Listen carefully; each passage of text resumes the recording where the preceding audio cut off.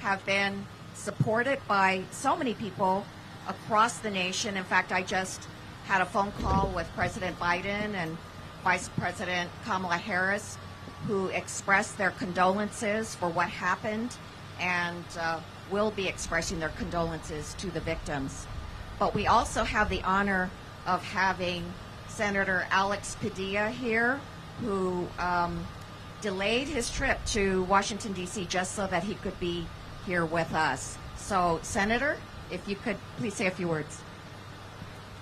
Thank you, Congresswoman Chu. I want to thank Chief Fleece, the Congresswoman, Supervisor Solis, and frankly all the city, community, and regional leaders that responded so quickly after the tragedies of Saturday night.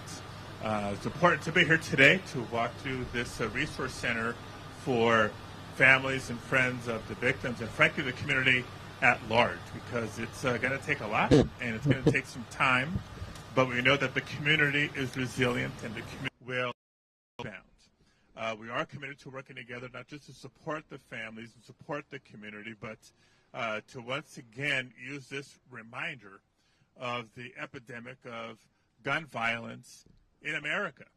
While there's still a lot that we are learning about these particular cases, we won't jump to all the conclusions. We'll let the investigations and legal processes run their course. We do take it as a reminder of the urgency with which we need to strengthen our gun safety laws across the country.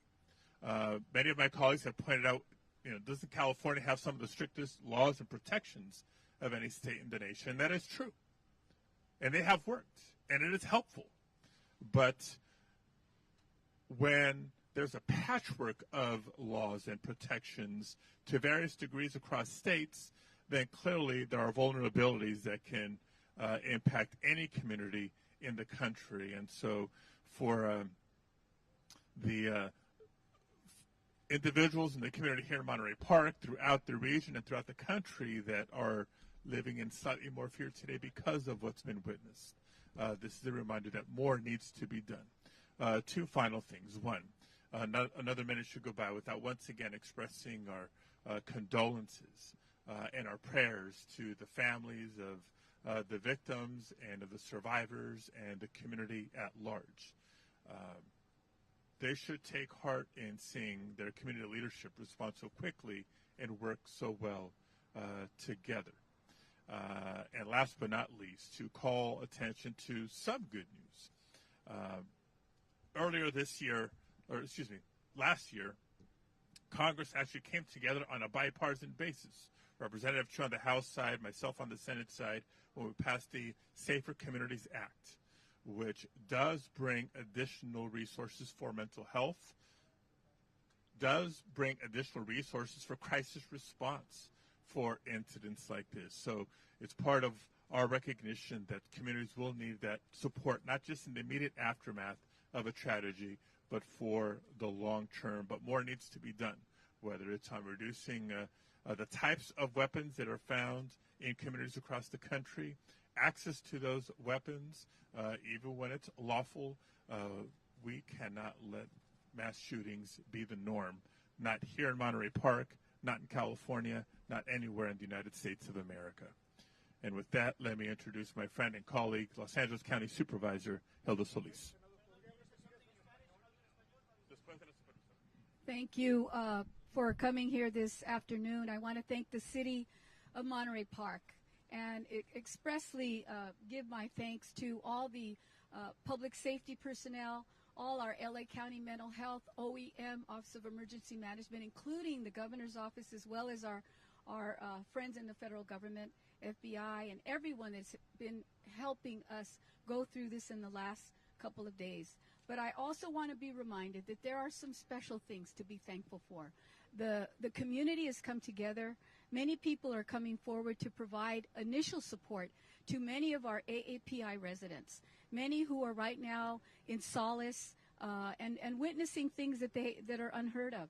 We know we have a lot of healing to do. The LA County will be here. Our mental health services are here on the ground, Office of Emergency Management, as well as our Red Cross, as well as our other secondary agencies. And again, I want to thank the City of Monterey Park. This senior center here stands as a symbol of welcoming for all immigrants. That's how I came to learn this community, welcoming everyone. And it continues to be resilient. It continually will be doing that as we begin to heal. And we have much more to do. We also have some heroes. The young man that now many of us know helped to stop further shootings from occurring in Alhambra. That young man is a hero in the San Gabriel Valley, representing Alhambra. Those are things that we should also reflect on. In spite of someone's senseless motivations to try to kill people or shoot people, this individual did what many would probably never be able to do or imagine. But he saved so many more lives. So let's also think about that as we go through this process. Let us also, through the next few days, remember the families that have lost loved ones, as well as those that are recovering right now. And I thank all our emergency medical staff, our teams, our hospitals, everyone that has played a big role in this whole activity that has been occurring right before our very own eyes. So thank you. With that, I'll bring it back to...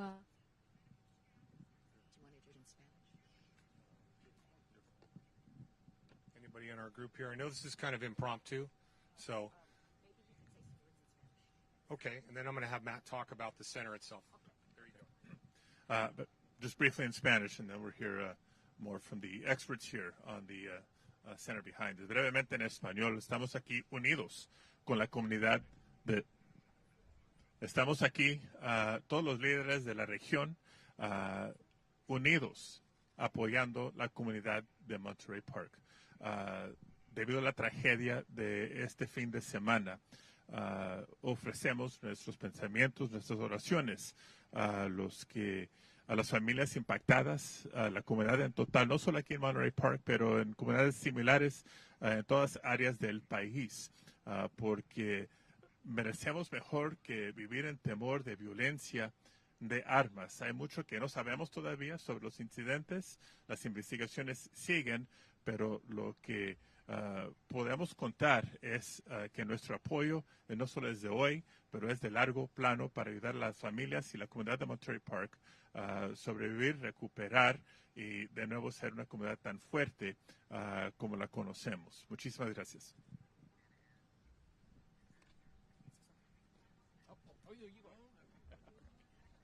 All right. Good afternoon. My name is Jose Sanchez, and I'm the mayor pro tem. Actually, I'll be mayor in less than 2 days. I'm also a teacher here in this community, and so I know that this hits hard for a lot of our students. I know tomorrow I'll be going into the classroom, and that's going to be the first talk when I go in. How are we going to have this dialogue with our students? I know that many of our students are going to be coming from many different angles and places, but we just toured the Langley Center, and I was very proud of the work that they're doing in here to provide services for our community. Very proud of that. Tomorrow we're having a vigil here in front of the City Hall at 5:30, and I invite you guys to come out. I know that a lot of our community is coming together to, bridge and it's a lot. It's very emotional for me as well because I live here. I have 3 daughters, and I know a lot of us were at the festival, at the Lunar New Year festival, right just before this happened. But I'm so hopeful of how the community has come together. I'm very hopeful of how we're going to recover, and I know we will recover, and we'll come out stronger. Thank you. Welcome, everybody. My name is Matt Halleck. I'm the fire chief here in the city of Monterey Park. And first of all, from the fire department of the city.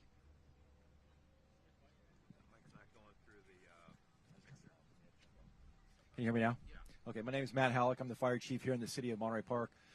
First and foremost, I just want to express my sincere condolences and prayers to the families of those affected, those impacted. This will be a lasting recovery, but as indicated by Supervisor Solis, the center behind me is a senior center here in the city of Monterey Park. But immediately following the aftermath of the incident, it was quickly realized that we needed to set up a resource center for those that were impacted by this tragic event. And so we started the ball rolling on how we're going to set this up, how we're going to stand this up, and get those resources available immediately following this incident. So we partnered with several different agencies to make that happen here in the city of Monterey Park. And I just want to identify those partners, because without those partners, this resource center would not be as functioning as it is right now, and providing those critical resources, whether it be physical help, mental help, consolation, any type of resources that are needed to deal with the aftermath of such a tragic event. Some of those partners that we are relying on, not only just here in the city, is Los Angeles County Office of Emergency Management, the LA County Department of Mental Health, Los Angeles County District Attorney's Office Multi-Casualty Incident Support Team, the Los Angeles City Crisis Response Team, the American Red Cross, the FBI Victims Specialist Team, the Tucci Foundation, along with the Chinese Consulate. They're all on site. They're all here. What we're doing is, as victims come in, as people that come in related to the incident or not, or seeking any type of support, we capture them at the beginning at the front of the entrance to this facility. We identify what their needs are, and then we take them to the appropriate room, whether it be victim identification, whether it be notification of next of kin, whether it be mental support for somebody who witnessed this tragic event. We identify where they need to go and to the appropriate resource for them. To this point, we've had a total of 6 families have come through the facility to seek that support, and we'll continue to maintain this facility for as long as needed to provide the community the much needed support they're going to need to get through this difficult time. Some logistics on this center. We're going to have it open from 8 a.m. to 7 p.m. Every day of the week until we feel that the community no longer needs that support. For those that are watching at home and don't know the location, the address for this facility is 400 West Emerson. The phone numbers you can contact for additional information are 211 from your cell phone or landline, as well as area code 626-307-1388.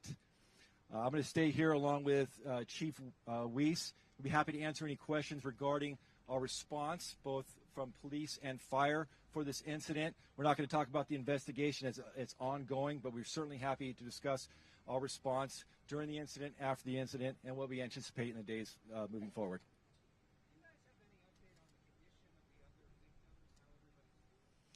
We're in contact as much as we can, but given the nature of the incident, information is limited. And so we're doing our best to get updates on the condition of those that were transported to our local area hospitals. I don't have that information current as of now.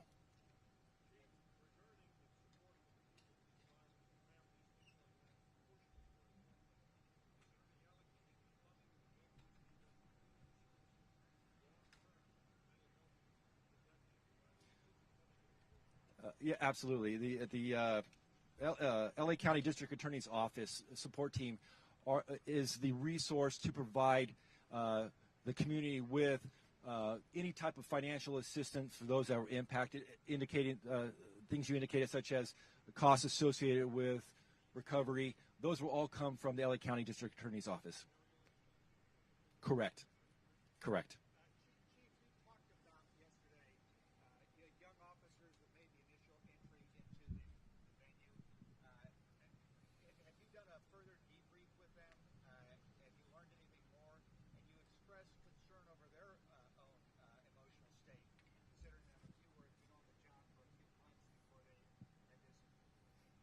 Right. A great question. Officer wellness at this point is my number one concern. So I had 6 to 8 officers on duty last night, and when they returned to duty, we kind of wrapped our arms around them in briefing. We brought in professionals from the counseling team and ultimately sent them home. They weren't emotionally ready to come back to what they left. And we will continue to provide them with support. I want them to have long careers. I want them to be whole. And the only way to do that is to talk about what they saw, the trauma they saw, and let them know that there are other people that are in their shoes and that they can recover from this. And that's what I'm doing. That's one of my biggest concerns right now, and I'm doing it with every single person that was on duty, whether they're in dispatch, whether they were out in the field. That's who I'm concentrating on right now. No, the timeline is still, I haven't reviewed any body-worn camera or anything like that. That's all part of the evidentiary process. I'm not at that point. At some point, I will conduct a debriefing with everybody present because we learn from those things. And I haven't gotten there yet. I've talked to them individually about what they saw and how they handled it, but that's about it. Has your department ever had an interaction with this individual? Not that I'm aware of. No.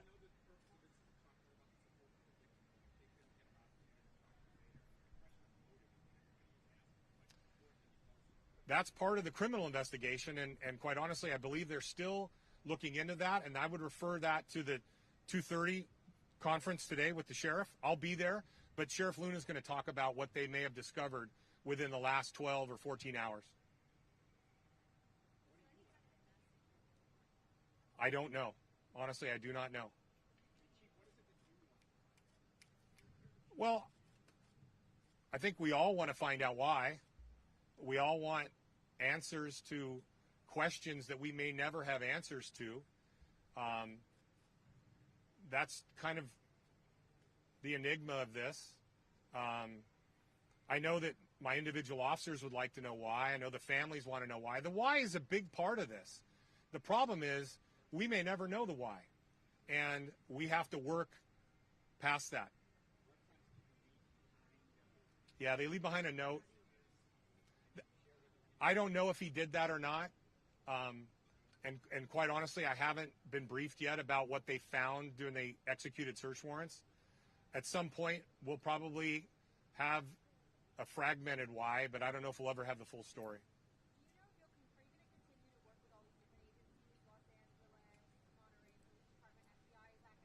Yes. The investigation, I mean, everybody's learned over the years that just because the suspect dies doesn't mean the investigation stops. We will conduct it as if it's a regular criminal investigation. That's the way these things work. We're all about transparency. The public wants answers. You want answers. I want answers. And that will only come from an investigation. Everybody involved. Yes, sir. At the Hall of Justice, Sheriff Luna is going to do a 2:30 press conference. Downtown. Yeah, not here. I'm going to go over there. I know. I wish. Most of the people you saw yesterday, so I believe federal partners, it's focused on the investigation and what they've determined, what they've learned from the search warrants and the other stuff they're at now. But he wants to do it downtown, so it's easier to move me there than it is to move that here, I guess. So, last question, please.